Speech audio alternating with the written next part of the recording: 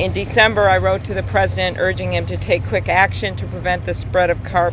Once the DNA was discovered, a number of senators, mostly from Midwestern, upper Midwest states, joined together to introduce the CARP Act, which calls for the immediate closing of the Chicago Canal and deployment of interim barriers in the waterway that connects the Mississippi to Lake Michigan. Since then, the Asian Carp Control Strategy Framework was created. The plan calls on erecting temporary and long-term barriers to prevent the carp from reaching Lake Michigan.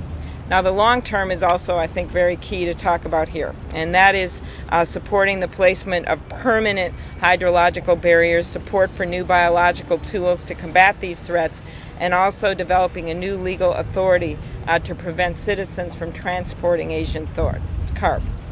We're continuing to do everything that we can as a part of a coordinated effort among state and federal agencies. A rapid response is vital to this region. Failure to address the spread of carp could result in literally the loss of billions of dollars to the regional economy. Unfortunately, the battle with the Asian carp is not one over which we can claim a victory anytime soon. But that makes it all the more urgent that we continue to focus our attention on this issue. We must continue to remind the public that this problem is a major one, that it's kind of fun to talk about these carp jumping up and hitting us in the head, but in fact they are a major threat to our way of life in Minnesota, as well as our economy on the river and the lakes. And here in Minnesota we have 140 miles of Lake Superior shoreline. And so Lake Superior is a very important economic asset. It's important to our tourism industry, our fishing industry, but also very important to our economy and our environment as well. Back about 100 years ago in Chicago, they made a man-made canal. The Great Lakes were never connected to the Mississippi River Basin, but about 100 years ago, Chicago built a man-made canal in order to deal with its own sewage waste problems.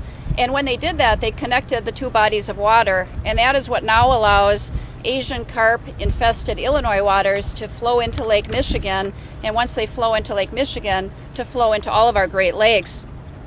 So last week I joined with 4 other Great Lakes Attorney Generals to file a lawsuit against the Army Corps of Engineers as well as the Chicago Water Control District to say it's time to take action. These fish are getting closer and closer to the Great Lakes.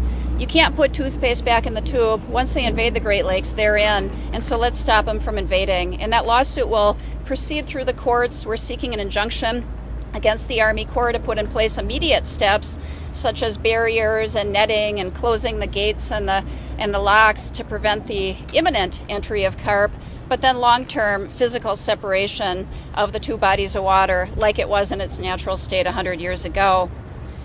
The upper Mississippi River also poses a real concern for Minnesota. The fish are proceeding up the upper Mississippi River, and that's another way that they can invade our Minnesota waters. Now, again, that's a real problem as well. In your packets, we have a quote from the Army Corps of Engineers. Right on their website, they say, without timely action, the fish will establish populations in the upper Mississippi River. They admit it, everybody knows it. Yet the federal agencies are not doing nearly enough to control the entry of carp up the Mississippi as well. This is what these carp look like, guys. We want Minnesota to remain the land of 10,000 lakes. We don't want it to become the land of 10,000 Asian carp infested lakes. This is how the bodies of water elsewhere look like, and we don't want our bodies of water to look like this.